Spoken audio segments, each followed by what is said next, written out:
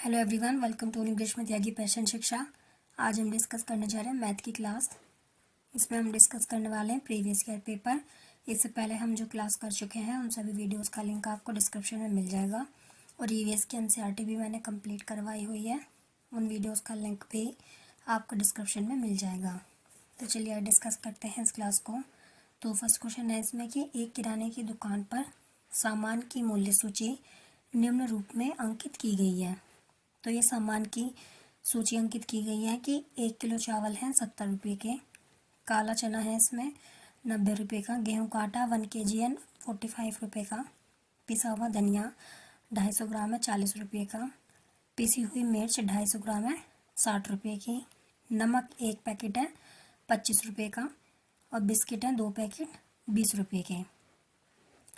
तो आशीष को 5 kg चावल, गेहूं का आटा 250 ग्राम, पिसा हुआ धनिया 250 ग्राम, पिसी हुई मिर्च और 2 kg काले चने और शेष बचे हुए रुपये से बिस्किट के पैकेट खरीदने हैं।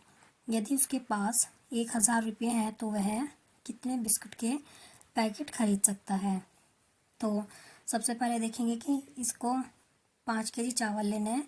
तो 5 kg चावल कितने होंगे, 1 kg है 70 का, तो 5 kg हो जाएंगे 70 गुना 5 यानी कि 350 रुपये के। ठीक है। इसी तरह 5 किलो लेना है गेहूं का आटा। तो गेहूं का आटा है 1 किलो 45 रुपये का, 5 किलो हो जाएगा 45 गुना 4। ठीक है, तो ये हो जाएगा 225। नेक्स्ट है 250 ग्राम पिसा हुआ धनिया। तो पिसा हुआ धनिया है इसमें 40 रुपीज़ का। ठीक है। नेक्स्ट है इसमें 250 ग्राम पिसी हुई मिर्च, तो ये है 60 रुपीज़ की। नेक्स्ट है इसमें 2 kg काले चने, तो 1 kg है 90 रुपये के, तो 2 kg हो जाएंगे 180 रुपये के। ठीक है। नेक्स्ट देखते हैं इसमें, और शेष बचे हुए रुपयों से क्या है, बिस्किट के पैकेट खरीदने हैं।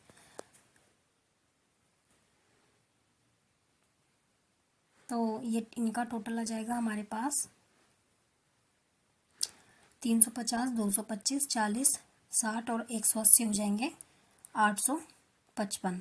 और उसके पास थे टोटल रुपीज़ 1000। ठीक है, तो 1000 में से हम 855 घटा देंगे तो ये आ जाएगा 145। ठीक है। तो एक बिस्किट और जो बचे हुए पैसे हैं इनमें से उसे बिस्किट के पैकेट लेना है। तो 2 बिस्किट के पैकेट हैं 20 रुपये के। ठीक है, तो इसमें कितने बिस्किट के पैकेट आ जाएंगे उसके 7 गुना 2 यानी कि 140 रुपये के बिस्किट के पैकेट। ठीक है, तो कितने बिस्किट के पैकेट आ जाएंगे उसके 7। तो करेक्ट हो जाएगा इसमें ऑप्शन बी। आई होप आपको समझ आ गया होगा। नेक्स्ट क्वेश्चन देखते हैं इसमें।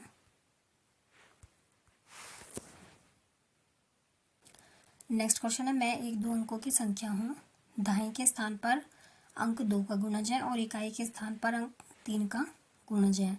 दोनों संख्याओं का योग एक अभाज्य संख्या है जो कि 52 का एक गुणनखंड है। तो वो संख्या क्या है। तो इसमें हम मान लेंगे कि जो दहाई के स्थान पर अंक है, दहाई के स्थान पर अंक मान लेंगे हम x है। ठीक है, और इकाई के स्थान पर हम मान लेंगे y है। ठीक है, और इन दोनों संख्याओं का योग क्या है, एक अभाज्य संख्या है जो कि 52 का गुणनखंड है। तो 52 के गुणनखंड क्या क्या होंगे, 2 गुना 2 गुना 13। ठीक है, तो इसमें से अभाज्य संख्या कौन सी है, 13 है। ठीक है, तो इसमें हम अब हमें दे रखा है कि दाएं के स्थान पर अंक 2 का गुणज, तो हम ऐसे लिख लेंगे x प्लस वाई बराबर 13 है। ठीक है, एक अभाज्य संख्या आ गई है हमारी। अब दाएं के स्थान पर अंक 2 का गुणज लिख लेंगे। अब हमें गिवन है दाएं के स्थान पर अंक 2 का गुणज, तो हम मान लेंगे x इक्वल टू 4।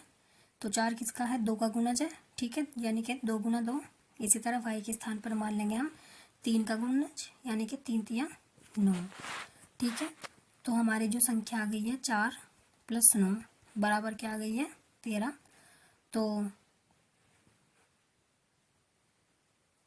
तो संख्या हो जाएंगी हमारी 4, तो संख्या हो जाएंगी हमारी 49। ठीक है, 4 और 9, एक्स वाई इक्वल टू आ जाएगा हमारा 49। तो करेक्ट हो जाएगा इसमें ऑप्शन थर्ड। नेक्स्ट क्वेश्चन देखते हैं। नेक्स्ट क्वेश्चन है, एक कार को भाड़े पर लेने के लिए किराए की दरें निम्न हैं।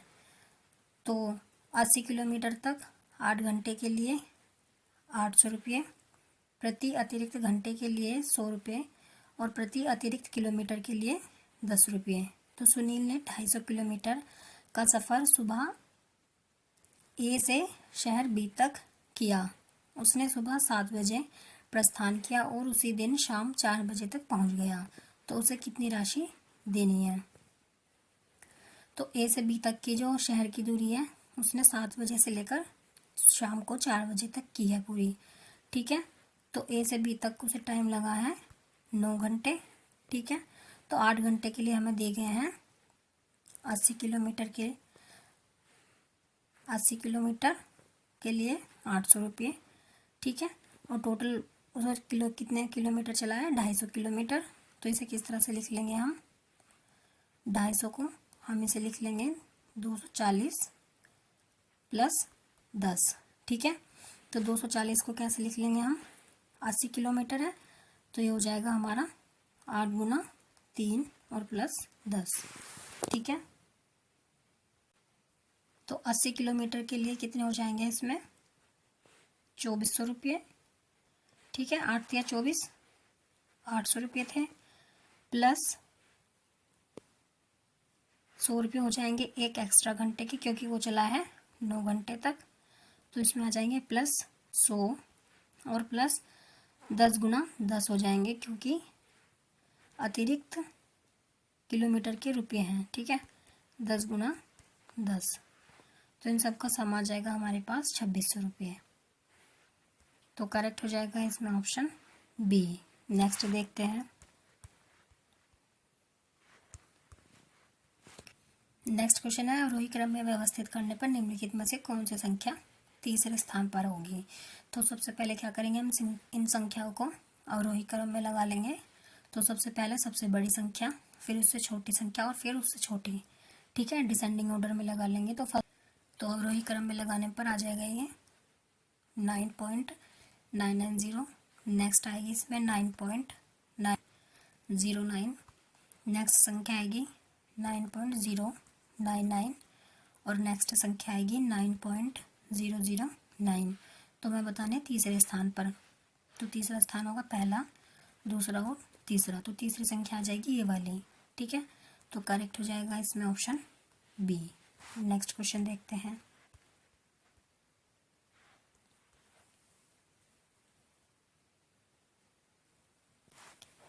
नेक्स्ट है, एक 4 अंकों की संख्या में 100 के स्थान पर 0, दहाई के स्थान पर अंक दहाई इकाई के स्थान पर अंक से 2 गुना है, जबकि 1000वें स्थान पर अंक इकाई के स्थान पर अंक से 3 गुना है। और तो संख्या क्या है? तो इसमें 100वें स्थान पर क्या है? 0 है। ठीक है, इकाई के स्थान पर क्या है? इकाई के स्थान पर अंक से 2 गुना है, तो इकाई के स्थान पर आ जाएगा 2 और दहाई के स्थान पर आ जाएगा इकाई का 2 गुना, यानी कि 2 गुना 2 बराबर 4। और 1000वें स्थान पर क्या है? इसमें 1000वें स्थान पर है इकाई के अंक का 3 गुना। ठीक है, तो ये हो जाएगा हमारा 6। ठीक है, तो संख्या क्या आ जाएगी हमारी? इकाई के स्थान पर आ जाएगा 2, दहाई के स्थान पर आ जाएगा 4, सैकड़े के स्थान पर आ जाएगा 0 और 1000वें स्थान पर आ जाएगा 6। तो करेक्ट हो जाएगा इसमें ऑप्शन थर्ड। नेक्स्ट देखते हैं। नेक्स्ट है, एक 2 अंकों वाली संख्या और इन अंकों को पलटने पर बनी संख्या का योग 88 है। ऐसी कितनी संख्याएं हैं जिनमें दहाई का अंक इकाई के अंक से बड़ा है? तो एक 2 अंकों वाली संख्या मान लेंगे हम, इसमें वो संख्या मान लेंगे हम 2 अंकों की संख्या 10x + y। ठीक है, और जब इन अंकों को पलट देते हैं तो ये हो जाता है 10y + x और इनका सम क्या आता है 88 आता है। ठीक है, इस इक्वेशन को सॉल्व कर लेंगे तो 10 और 1 क्या हो जाएगा 11x और प्लस 11y इक्वल टू 88। तो x + y आ जाएगा हमारा 8। ठीक है, तो 8 के हम इसमें पेयर बना लेंगे। तो कौन कौन से पेयर बनेंगे 8 के? इसमें बनेगा 0 8। ठीक है, 1 और 7 8 होता है, 2 और 6 8 होता है, 3 और 5 भी 8 होता है, 4 और 4 भी 8 होता है। ठीक है, 5 और 3 भी 8 होता है। नेक्स्ट बनेगा इसमें 6 और 2 भी 8 होता है, 7 और 1 भी 8 होता है, और 8 और 0 भी अगर हम सम करें तो 8 होता है। तो इस तरह पेयर बन जाएंगे इसमें। तो जो हम वो पेयर बताने हैं हमें कि जिसमें दहाई का अंक इकाई के अंक से बड़ा है। तो वो पेयर कौन से हैं? वो पेयर हैं 5 और 3 का, 6 और 2 का, 7 और 1 का, 8 और 0 का। तो ऐसे कितने पेयर बन गए हैं हमारे? ऐसे पेयर बन गए हैं हमारे 4। ठीक है, तो करेक्ट हो जाएगा इसमें ऑप्शन 3। नेक्स्ट क्वेश्चन देखते हैं। नेक्स्ट है 8 सेंटीमीटर और 10 सेंटीमीटर भुजा वाले एक आयत को 4 समान आयतों में विभाजित किया गया है। प्रत्येक छोटे आयत का परिमाप क्या होगा?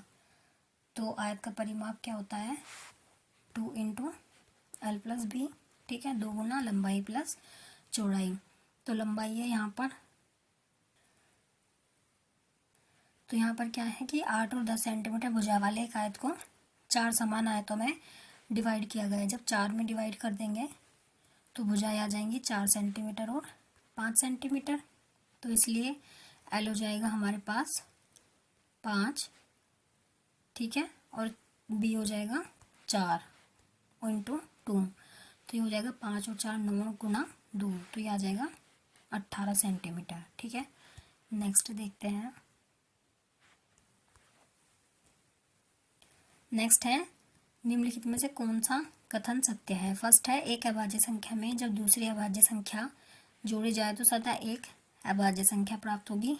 सेकंड है एक अभाज्य संख्या को दूसरी अभाज्य संख्या से गुणा किया जाए तो सदा एक अभाज्य संख्या प्राप्त होगी। थर्ड है अभाज्य संख्याओं के एक गुणनखंड नहीं होते हैं। और फोर्थ है अभाज्य संख्याएं अपरिमित रूप से अनेक होती हैं। तो करेक्ट हो जाएगा इसमें स्टेटमेंट डी कि जो प्राइम नंबर है अभाज्य संख्याएं हैं वो क्या है अपरिमित होते हैं, इनफाइनाइट होते हैं। ठीक है, तो अभाज्य संख्या होती कौन सी हैं 2 3 5 7 11। ठीक है, ऐसे ही अनंत तक। नेक्स्ट देखते हैं इसमें।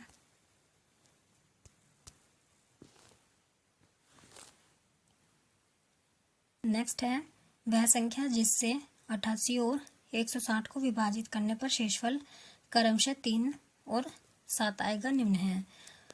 तो 88 को और 160 को विभाजित करने पर शेषफल क्या आते हैं 3 और 7।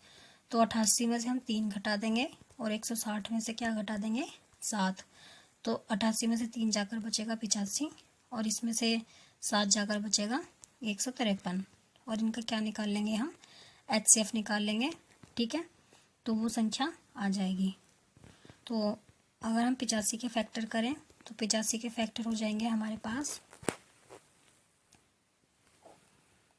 17 × 5।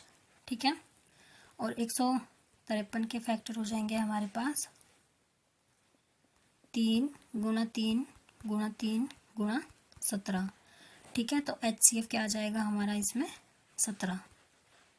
ठीक है, जिस भी मेथड से आपको HCF निकालना आता है आप उस मेथड से निकाल सकते हैं। तो करेक्ट हो जाएगा इसमें ऑप्शन बी। नेक्स्ट देखते हैं। नेक्स्ट है मालिनी के पास केवल रुपये 2 रुपये और 5 रुपये के सिक्के हैं। यदि उसके पास सिक्कों की कुल संख्या 36 और राशि रुपये 105 है तो 2 और 5 के सिक्कों की संख्या है। तो मान लेंगे इसमें 2 रुपये की जो सिक्के हैं उनकी संख्या x है और 5 रुपये के जो सिक्के हैं उनकी संख्या y है। ठीक है। तो कुल सिक्कों की संख्या हो जाएगी हमारी x + y बराबर 36 और x + 2x + 5y = 105। ठीक है। तो अब इन दोनों इक्वेशन को हम सॉल्व कर देंगे।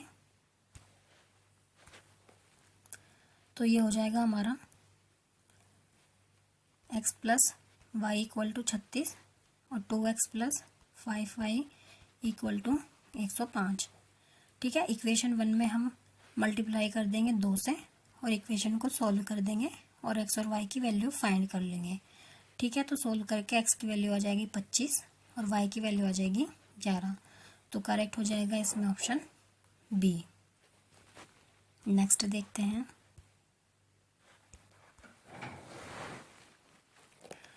नेक्स्ट है, निम्नलिखित में से क्या विद्यार्थियों में त्रिविम देखिए स्थान समझ को विकसित करने के लिए संभवतः उपयुक्त नहीं है। फर्स्ट है, भारत के मानचित्र में विभिन्न शहरों के बीच दूरी का परिकलन करना। सेकंड है, ऐसी कल्पना करना कि दी हुई रेखाओं पर मोड़ने से एक कागज का टुकड़ा कैसा दिखेगा। थर्ड है, निर्देश देना कि वे विद्यालय से घर कैसे जा सकते हैं।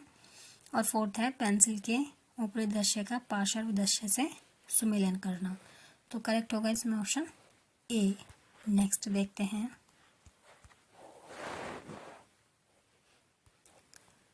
नेक्स्ट है, समतल आकृतियों के क्षेत्रफल को मापने के संदर्भ में निम्नलिखित में से कौन सा कथन सही नहीं है। फर्स्ट है, विद्यार्थियों को अवसर दिया जाना चाहिए कि वे विभिन्न सूत्रों की खोज करें।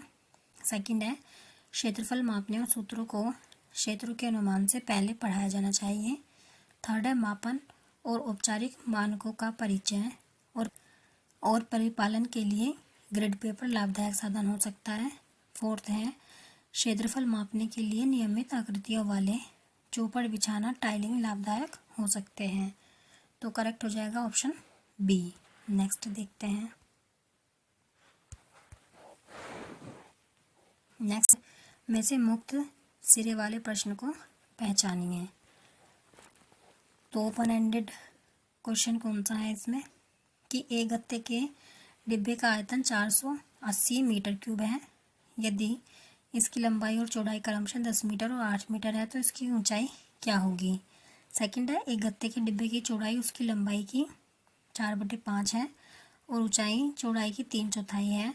यदि डिब्बे का आयतन 480 मीटर क्यूब है तो इसकी लंबाई और चौड़ाई ऊंचाई ज्ञात कीजिए। थर्ड है, एक आयताकार खेत का क्षेत्रफल 480 मीटर स्क्वायर है तो इसकी लंबाई और चौड़ाई क्या हो सकती है। और फोर्थ है, एक बड़े 3360 मीटर स्क्वायर वाले खेत में 480 मीटर स्क्वायर क्षेत्रफल वाले कितने आयताकार भूखंड समा सकते हैं। तो ओपन एंडेड क्वेश्चन है इसमें ऑप्शन थर्ड। नेक्स्ट देखते हैं।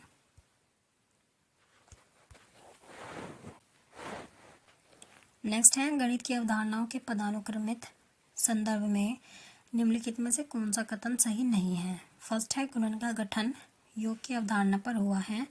सेकंड है, भाग का गठन व्यकलन की अवधारणा पर हुआ है।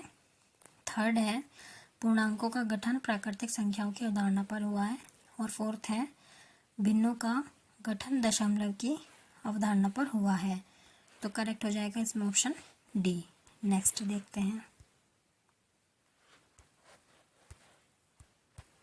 नेक्स्ट है, प्राथमिक स्तर पर गणित के आकलन के विषय में निम्नलिखित में से क्या वांछनीय नहीं है। फर्स्ट है, अवधारणाओं की समझ के आकलन पर महत्व दिया जाना चाहिए।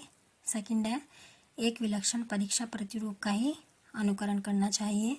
थर्ड है, विद्यार्थियों के संदर्भ के प्रति आकलन को अति संवेदनशील होना चाहिए।